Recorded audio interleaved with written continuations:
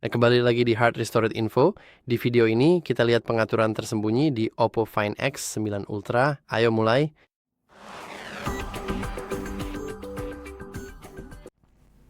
Sekarang banyak dari pengaturan ini memang tersembunyi dengan baik, jadi mari kita cari satu persatu.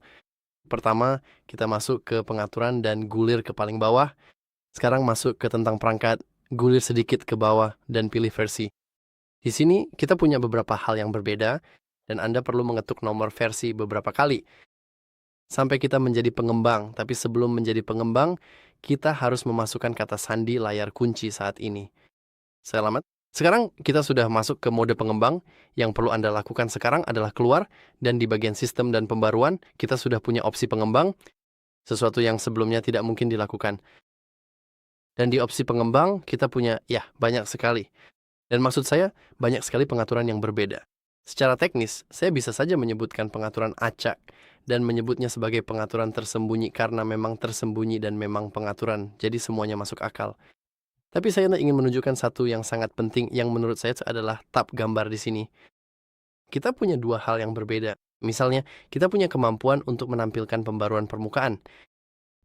Jadi kita bisa melihat kapanpun ada sesuatu yang diperbarui atau tidak. Jadi jika kamu mengkliknya, kamu bisa melihat bahwa banyak hal yang berubah. Dan sebatas lapisan cukup berguna jika kamu ingin belajar seperti apa tampilan pengaturan UI yang berbeda. Tapi menurut saya dua hal yang sebenarnya paling penting dan benar-benar berguna adalah skala durasi animasi. Jadi seperti yang bisa kamu lihat, setiap kali kita misalnya membuka ini, kamu bisa melihat sedikit animasi seperti itu yang meluncur pergi. Kita bisa mematikannya. Dan sekarang sebenarnya ini tidak benar-benar berfungsi karena kita punya skala animasi transisi yang merupakan sesuatu yang berbeda, lalu ada juga skala animasi jendela. Dan seperti yang bisa kamu lihat sekarang, semuanya menjadi instan. Tapi ya, mungkin agak sedikit tidak pas. Jadi daripada melakukan itu, saya sarankan kamu cukup mempercepat kecepatannya saja. Oh, itu lucu. Skala animasi jendela sekarang jadi 5 kali lipat. Jadi seperti yang bisa kamu lihat sekarang, semuanya berjalan dalam gerakan lambat yang besar. Kalau kamu ingin mengerjai temanmu dengan cara yang lucu, ini mungkin caranya. Kamu juga bisa masuk ke pengaturan durasi animasi itu dan semoga saja tidak, itu sebenarnya tidak melakukan apa-apa. 2 kali lipat. Oh, ya, itu kelihatannya cukup buruk. Oh, tunggu, sekarang berhasil. Oh, ya, sekarang berhasil. Jadi, seperti yang bisa kamu lihat, ini cukup lucu, tapi bisa memberikan ilusi seolah-olah ponselmu lebih cepat. Sekarang kita juga punya pengaturan smallest width yang memungkinkan kita untuk benar-benar melakukan zoom out pada perangkat kita. Jika kita memasukkan angka yang lebih tinggi, seperti 500, kamu bisa lihat sekarang semuanya menjadi sangat-sangat kecil. Dan ini sebenarnya akan menimpa pengaturan tampilan biasa yang tersedia untuk pengguna pada umumnya. Tapi sebagai pengembang kita bisa melakukan sesuatu yang lebih. Kita bahkan bisa memasukkan angka yang lebih tinggi lagi. Mari kita coba ke 800 dan seperti yang kamu lihat, semuanya menjadi sangat-sangat kecil. Kita bisa lanjutkan, jadi mari kita coba ke 100, 1000. Jadi seperti yang kamu lihat, sepertinya tidak ada batasannya untuk itu. Tapi mulai terlihat sangat aneh dan untuk melihat apapun, ya cukup sulit. Jadi aku akan coba kembali lihat keyboard kecil itu, dan aku akan coba atur kembali ke 300 sebelum kita benar-benar. Sepertinya aku rasa tadi itu sebenarnya jumlahnya sekitar 400. Ya, kalau tidak salah ingat, aku rasa tadi memang 400. Sebelum kita melakukan sesuatu yang mungkin sebenarnya.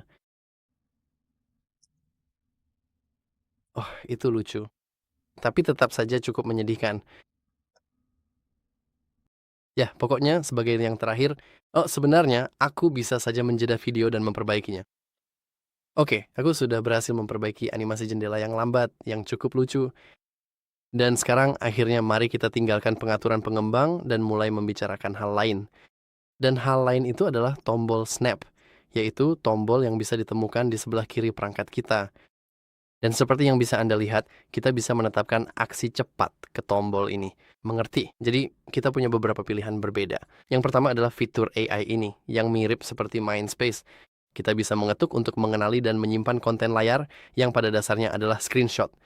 Sentuh dan tahan untuk menyimpan audio, dan ketuk 2 kali untuk membuka Mindspace sekarang, serta ketuk dan tahan untuk merekam audio.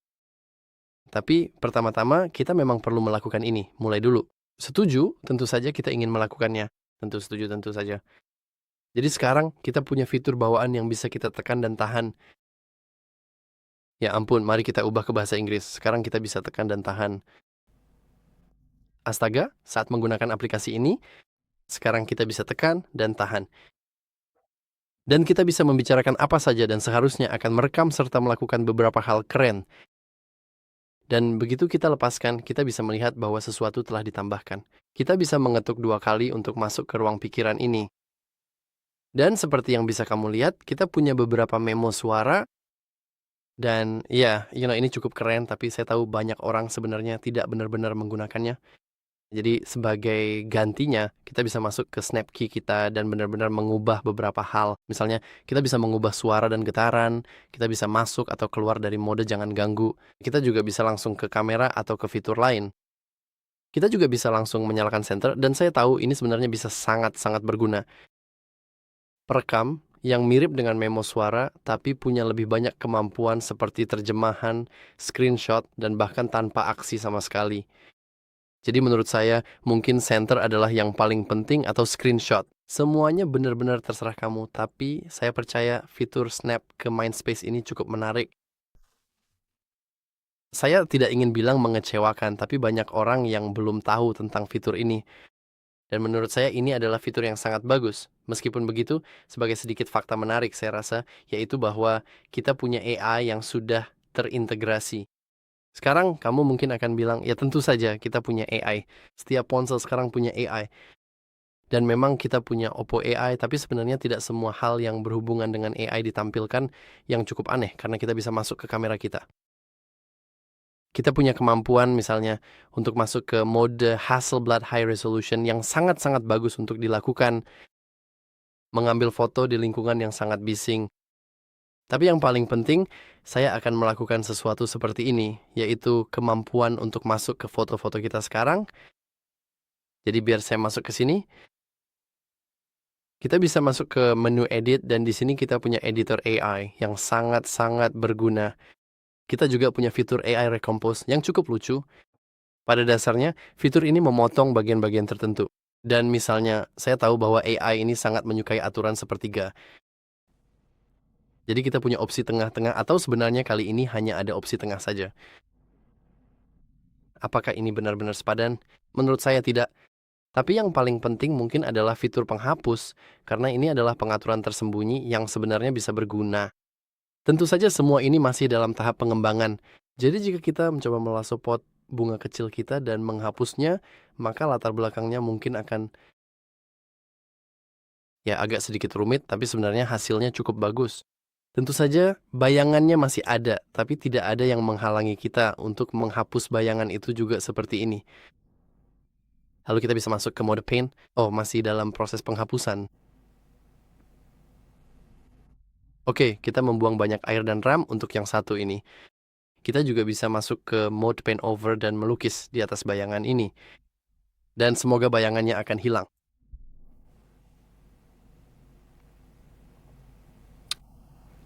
Dan ya, hampir. Kita masih bisa mencoba melakukan ini dan ini. Dan semoga sekarang hasilnya sudah baik. Dan tentu saja masih ada beberapa hal aneh yang tersisa, tapi seperti yang bisa kamu lihat, kita hampir berhasil menghapus bunga itu dengan sempurna. Dari foto kita juga bisa menghapus orang, tapi saya tidak punya selfie, jadi saya tidak bisa benar-benar menunjukkan ini padamu. Dan terakhir, kita juga punya kemampuan untuk langsung menyimpannya. Kita bisa mengganti file asli yang bisa jadi berguna, atau menyimpannya sebagai salinan yang berbeda. Menurut saya, lebih berguna punya kemampuan seperti ini, dan bisa melihat perbandingan sebelum dan sesudahnya. Dan ya, saya rasa itu saja untuk video kali ini. Jika kamu merasa video ini bermanfaat, jangan lupa untuk like, subscribe, dan seperti biasa, terima kasih sudah menonton. Sampai jumpa di lain waktu.